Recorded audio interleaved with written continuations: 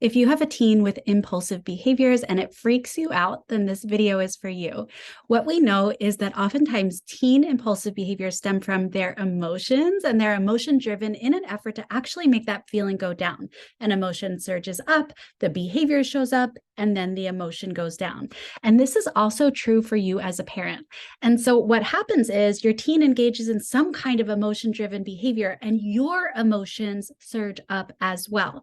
And when that happens, you can either react quickly in a way that may or may not be effective, or for some parents, you may start hurling judgments that may or may not be helpful. This could be things like, you're so emotional, you never respond the way that I want you to, you're always stomping around the house.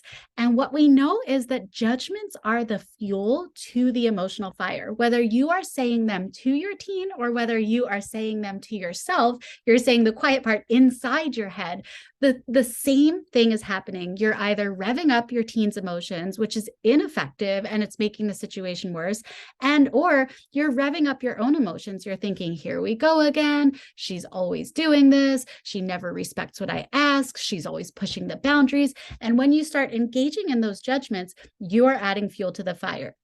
So what I want you to think about is this. I know that you as parents are doing the best that you can with the tools that you have.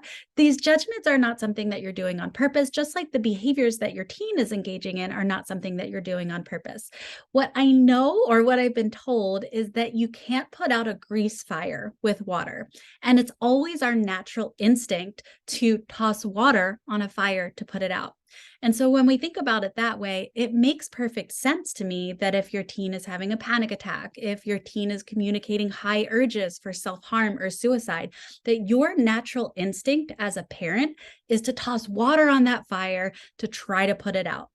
Unfortunately, this is a grease fire, and water isn't going to put that fire out. And so while your natural instinct might be to react in a way to quench that fire and bring the intensity of it down, the judgments that show up alongside of those behaviors, you're always doing this, you never listen to me, you're so disrespectful, you're too emotional. These are things that, while in the moment, of course, makes sense. The urge is showing up. You want to toss out that fire, are actually making the fire worse.